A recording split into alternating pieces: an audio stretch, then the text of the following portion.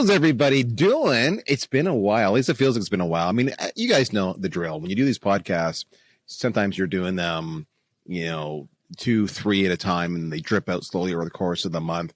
They're never done live. If you were thinking all of these were done live, my friends, you are mistaken. Nobody's podcast is done live. Heck, half the webinars these days are not done live, but that's a whole different story. No, it's been interesting. I just got back at the time of this recording from overseas. At my first overseas travel, I went to England, and we were part of the B2B Marketing Expo and the Sales Innovation Expo, and we were the platinum sponsor. This is a legacy of pre-COVID times and investment. We do the show every year. Obviously, at 2019, we'd invested for the following year. 2020 didn't happen, so we finally had it in 2021. And it's the first time I've traveled overseas since all this happened. The only other time I traveled, and again, I'm in Ottawa, Canada, is I'd gone down in June to the Atlanta, Georgia, to the Outbound Conference. So this is my second time traveling since pandemic, and it's the first time overseas. So I got to tell you, it was so nice to be at a live event again and talking to people and friends whom you know so well, and you know them online. They're part of your tribe. You talk to them all the time on LinkedIn. You might have some emails. You might have some Zoom calls, but it's just not the same until you do it in person. So that was my exciting part. But what I took away from that whole adventure, believe it or not, was something that I almost had forgotten about, which is the power of relationship. And I'm going to get to that in a second. What do I mean by that? When you see people, when you connect with people online, on social, you establish a bit of a rapport. They like you or they don't. So if you're doing social selling, if social is one of your outreach channels, which by the way, it should be, your personality matters, and whether people decide they like you or not. Now, the same thing is said on email. Your personality can come through on email and on phone. And on phone, you're thinking to yourself, well, nobody answers the phone. That's true. They may not answer the phone. Fully acknowledged it. However, you'll leave them a voicemail. And in that voicemail, they'll pick up your tonality and your spirit and your personality, and they will make a decision on you. I mean, the classic case is it takes what people decide in, 7 seconds, whether or not they like you, and within 12 seconds, and whether they trust you, want to give you more time. I mean, I could be messing that up, but those are various stats. The gist is correct. So that's the importance. And what was so amazing when I was over there was I saw all these people whom I had made connections with since pandemic started. In other words, I've never met them live and in person. And they would come up to me like they were my best friend. And it was so exciting to see. And I would get hugs or elbow bumps or fist bumps or handshakes. And yes, I would wash my hands nonstop afterwards and use disinfectants. And it made me wonder why. Why did that happen? Why would they do this? Because we never really met in person before, ever. And what became very clear for so many of these people was they thought I was a couple things. They thought I was funny. They liked my humor. That was a bonding moment. They liked my content. One person said to me, I like what you have to say, even though sometimes I don't want to hear it because it's harsh. And I thought that was the best comment ever because I thought I was more genuine.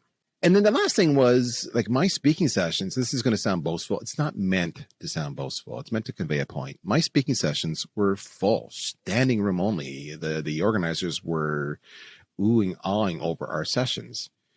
And all that goes back to the reputation and the rapport I was able to establish with so many of these people leading up to that event. That's all it was. It was nothing more. It wasn't that my content was great. My content was not original. Nothing I said was original. Nothing. You could Google it and get the exact same thing that I said on stage. That's the honest to God truth.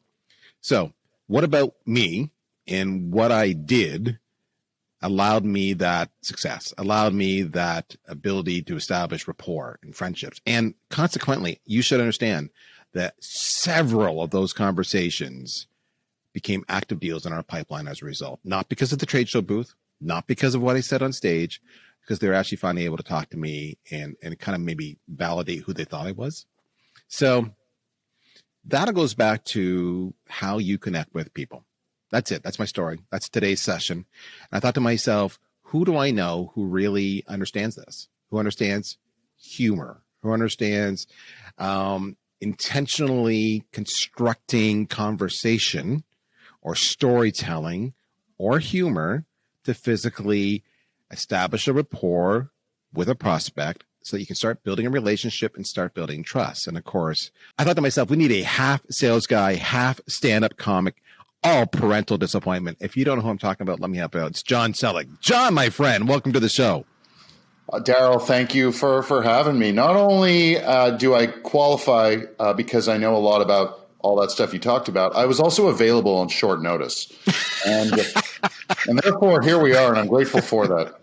This is true. It's so funny because I had my producer, Daniel, who you hear me talk about all the time, come up to me and he goes, Darryl, okay, you just got back from the UK, but you know what? We're all out of podcasts and we need more. And I'm like, okay, what do I want to talk about? And then I'm like, who are the right people? And ironically, I had a handful of topics, and this being one of them, and Jon was available. So there you go. But I did book like 4 meetings in a row. So my producer will give me a little less grief. So that was great. But yeah, so Jon's the guy. I love Jon. Have you guys actually met Jon? So Jon is, I don't want to give you your story. Jon, I'll let you tell the story about what I like about Jon is he actually doesn't take himself all that seriously. Yet he does take himself seriously. He is a master of his craft, but he understands he is a constantly evolving, practitioner of what he does. And some of the stuff he does will not work. And he understands that and he accepts that, but he also understands it's the iteration, it's the refinement, like any stand-up comic, that gets you that ultimate success. And then, of course, what you've done, Jon, that's unique in this industry is you've actually taken this and you've actually applied it to your own business. So why don't we just start with that? Normally I like to get right into it, but I think you deserve special attention because of what you do. It is so unique. So tell us a little bit about what you do, how'd you get in it, and then we'll get into some of the lessons learned and advice you can share with us. I like to just think that I deserve special attention for millions of other reasons other than what I do, but we'll leave that for another podcast, I suppose. But with that said, a little bit about the backstory, and once again, thank you for inviting me. It's great. It's great to do this with you, and welcome back to North America, by the way. Thank you. And the one last thing I need to add is that people, they weren't only seeking you they weren't also seeking you out in London because of your knowledge and your humor, but they also want to know where to get that awesome smoking jacket. That's it's true. I was wearing this on stage. And so, and I was actually using the term, guys, you want to be successful in life, you got to peacock a little bit. And I was using this jacket, and the British audience loved that reference to peacocking. But the reason I do it, honest to God story, Jon, is because when I wear a loud jacket like this on stage and I do public speaking, and people hear what you say and they're like, yeah, and they're thinking, but they're in the 14th row in the middle of the aisle, and they're not getting out and they're focused and everything else. And then the session ends and I'm gone. So what happens is later on that day, they see me walking around the show, and what it is, they don't know who the hell I am. They block me, the ugly freaking Canadian, the pasty white skin and the white hair, but they see the jacket. And then they connect it together and they stop and they say, oh, you were on stage and you talked about this. Can you help me understand this better? And so the jacket actually leads to more deals in the pipeline. Honest to God truth. So I'm going to segue. I'm going to skip about me, and let's just talk about that particular topic. The idea of being different and standing out is really tied to what I do. But I just came back from a conference, which you might be familiar with. But it's really the same as every other conference. There's a lot of people there who want to be taken seriously. And as a result, they dress a certain way. And as another result, they wear what's in fashion. So 50% of the males at the conference were wearing plaid blazers of some kind or plaid suits, patterned, checked blazers and suits. And at that point, you're not really standing out. You're one of so many. And to your point, you are standing out. And I have a friend named Richard Bernstein, who's at Salesforce right now. And he is the bow ties. He wears bow ties everywhere he goes. And he wears also kind of peacocky blazers as well. And at a conference, he stands out, and people know him as a result. And he's a great networker, and people just like him because he's trying to be different in that sea of sameness. And the B2B space, everyone wants to be taken seriously. Everyone wants to be seen as a highly credible, and they don't think about how the way we present ourselves, both from a fashion sense and from a personality sense, they've kind of pushed that aside because they want to get that pitch down. They want to get that seriousness down that they feel they need to convey to customers, prospects, and investors. So kudos to you for for upping the fashion game, upping the personality game, and making yourself stand out both online and offline? Well, funny story. I was a colleague, an online colleague, woman named Eden Hansing. She did a post the other day. It was remarkable. She tagged me on it only because she's heard me talk about this very topic about how you present yourself matters. And it's not just what you wear, but it's also your gear. Do you look good on camera? Are you framed? What's in the background? Are you lit? Do you have a reasonable microphone? And this is if you're selling. Everything I've just said totally matters. And that's what she's doing. And her point was it was brilliant what she did. She had a before and after picture. And it was like, this is a year ago, me a year ago. It was a close-up of her face. And this is me now. Same woman, same hairstyle. And the difference was the picture from a year ago was kind of cloudy, if you will, kind of, low res. This one was high res. She was a little more done up. She had some makeup on that she clearly didn't have before, and she had a slightly different attire. But again, you really see her from the shoulder up. And her point was this. Her point was, people used to tell me that, how you look and feel and appear to your audience matters. And I used to blow it off by saying, yeah, whatever, that's so old school. We're all hip and happy and casual. This is our vibe. This is our tribe. It's all good. We understand each other. And she goes, but I finally, I've gone out on my own kind of thing. And I've realized that I get so much more traction when I look like a pro. And it was just a before and after. It's all it was. And she tagged me, which was very sweet of her, because I've said the same thing. And she got it. And it had such incredible traction on the conversations. And not everybody agrees. But the reality is that we make judgment decisions very quickly, just based on appearance, first and foremost, followed by what you say out of the gate and how you disarm people or engage people before you ever get to the actual reason why we're having that conversation. How do you teach people to do that, Jon? Yeah, I mean, if we, and that was a hell of a segue, by the way. I'm glad you drove it back to the original point of the conversation, which I detracted us from. In short, comedians have this ability to be relevant and credible and trigger emotional reactions within, that 12-second span, which you highlighted earlier. So if we break down an opening joke of a stand-up comedian set, especially if you don't know them, because the vast majority of comedians on the planet we've never heard of, we've never seen if we're at a club, or Netflix specials, we're tuning in because we know who they are, and their audience has already bought into them, so they have the liberty of starting their set off with a minute-long story. But if you're a comedian that comes on stage and no one knows who you are, they have to make you laugh like in 12 seconds. Otherwise, their faces will light up, but not because you made them laugh. It's because they're on their phones. So we have about and that's real, by the way. I want to highlight something to everybody who ever goes to watch stand-up comedy. When we are on stage and you are on your phone, we see that blue light on your face. That means you're bored. That means you're disengaged. And we die a little bit inside, even more than some of us already have, which is why so many people do stand-up comedy in the first place. That said, you have about 6 seconds to say to the audience something of relevance that matters to them. And then you have another 6 seconds to get them to laugh, an emotional reaction. And so if we can be relevant and credible within those short periods of time, whether it's over a cold call, whether it's on LinkedIn in a message, whether it's in an email, we have a much better chance to get our audience to respond to us. It doesn't have to be a big laugh, but as long as it's, I'm going to keep reading more, I'm going to keep listening more, or I'm going to smile, or I'm going to engage. That's really what we're looking for.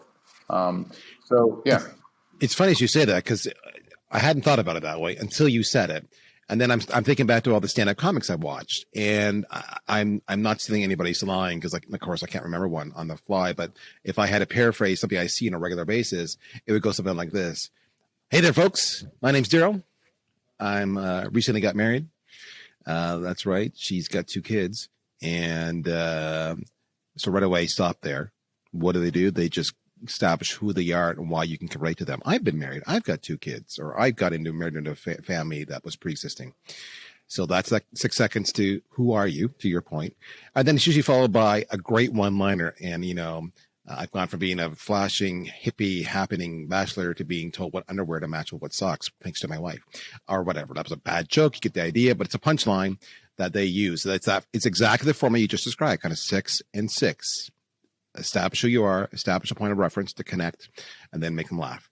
And that's the formula. That's brilliant. So that's exactly what you're doing. That's hilarious. That's you nailed it. That's the formula. It is. And just to be clear, comedians don't have punchlines every 12 seconds. Yes. But it was the opening. You're engaged. You're intentionally starting a conversation to engage. That's whether it's 12 seconds or more. And that's probably secondary. But you're intentionally engaging them. Well, no, actually, I like to think that in stand-up, it's very healthy to have a couple of quick, short jokes to open up your set. Because if the crowd is on board, they're going to trust you when you start to go into some stuff that isn't quite as short form. So the moment you start to tell them a story, they're listening. They trust you. They like you. You're relevant. You're credible to them. And if we look at attention spans over the last 10 years, since we all have about 4 devices in our faces all the time, people's attention spans have really shrunk. Their focused attention span is now like 8 seconds. And so if something doesn't grab our attention within those 8 seconds, we're drifting away, and we're deleting the email. We're looking at our cell phone as the prospect is pitching us. And so we have to kind of be relevant right away. We have to demonstrate that relevance through words, phrasing, empathy for the audience. And then if we can what I call subvert those expectations and get them to laugh and trigger them, we're going to get that conversation going. So some of what you're alluding to, I have generically many, many times referred to that as personalization, right? In other words, why does it matter to them? So they'll continue to read this. And even in some of the one presentations I gave in the UK was, about stop sending shitty sales emails. And, we went through we talked about why your emails are awful, whether that's your subject line or your format on your body. Talked about different formats. We used the Josh Braun example as one of 5 examples, the TTTT, the first one being trigger. Hey, Darryl, I see you're hiring some new sales reps. Oh my gosh, how did you know that? So you've triggered me. You've got my attention because it was personalized. But you're much more specific. I'm being a little general on that. So what advice can you give our reps to achieve that connection, fairly quickly, whether they're using email or phone or social, any advice you can give us that they can test out and see if it improves their response rate? So I'm going to disappoint everybody. This isn't going to be like, super secret sauce. This is just what I view as common sense. And it's kind of the intersection, again, between sales and stand-up. If we want to be relevant to our audience, we have to understand who they are. So if I'm performing in a comedy club and everyone in the audience kind of has hair that's much grayer than Darryl's, maybe it's best I don't tell a bunch of jokes about TikTok or using, slang that's, Gen Z folks like to use. They're not going to get it. So it's all about who is our audience, who are reaching out to, what's relevant and important to them, what are they trying to achieve? I'm talking more in the business sense now. What are their objectives? What's their desired end state? What are the roadblocks that they typically struggle with en route to that desired end state?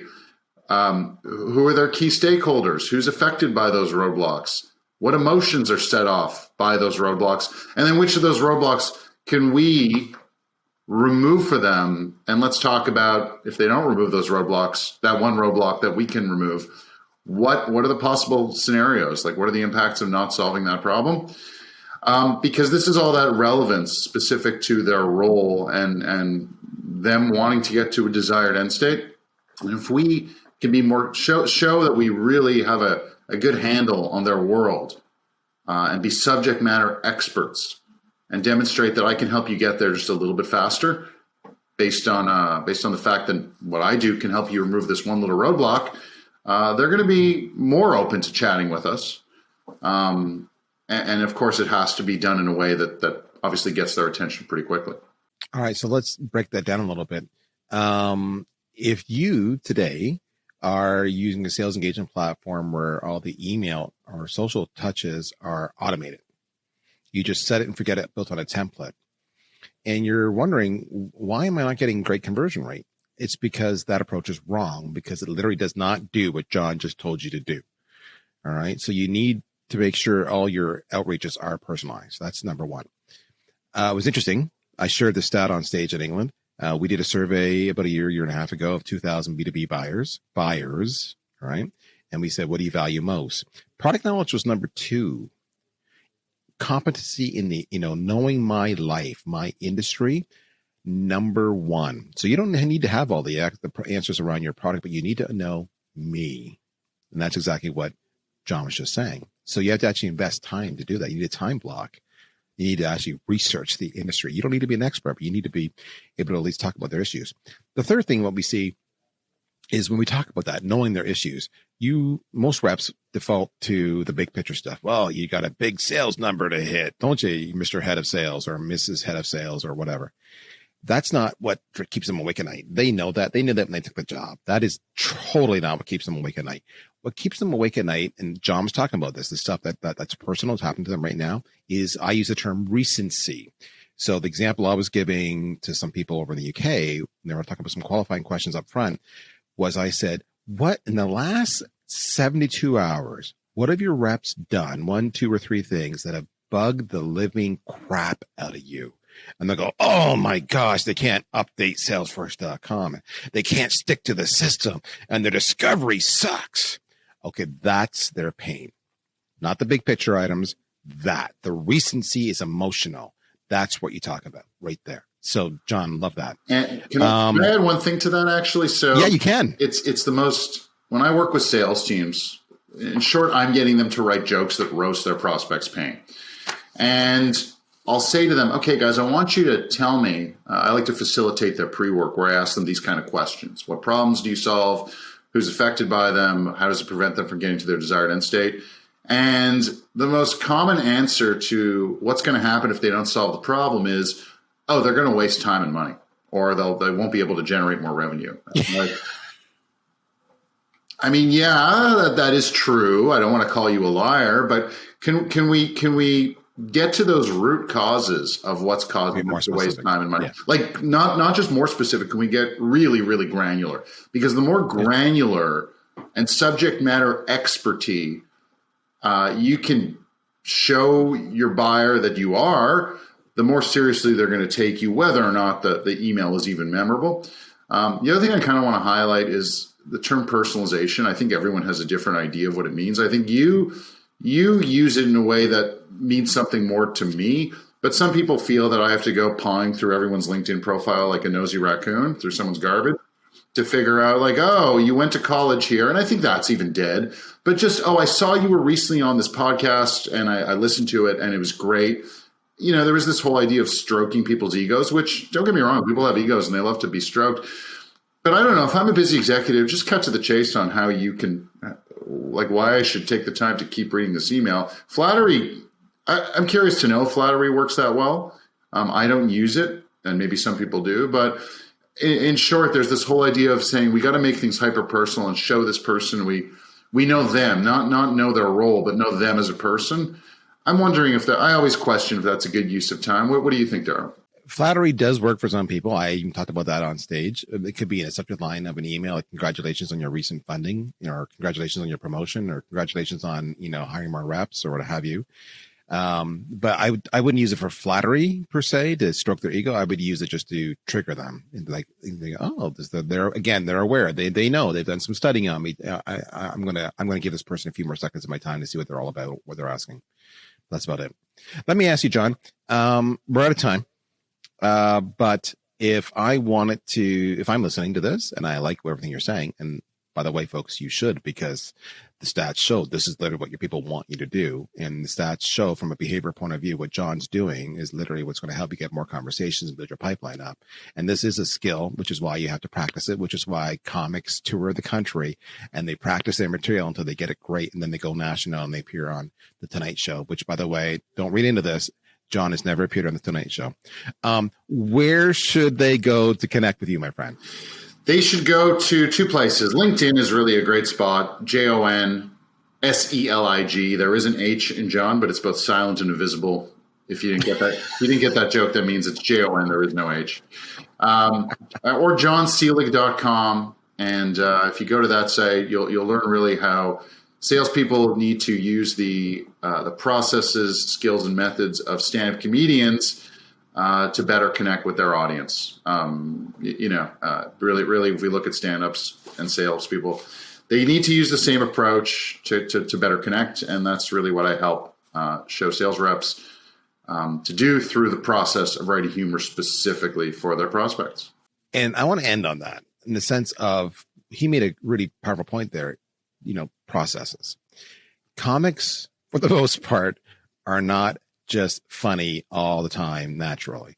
There is a formula. They follow the formula and they refine the formula. That's why you need to work with people like Jon, so you learn the formula. With that, we're out of time. My first episode back from the UK. I had fun. Thank you, Jon. I look forward to catching more of your comic routines. But in the meantime, folks, if you like today's show, tell a friend or two, and especially tell them because Jon's here, and Jon's funny as hell. My name's Darryl Prale. I'll talk to you guys soon. Thank you, Darryl. Take care. Bye-bye.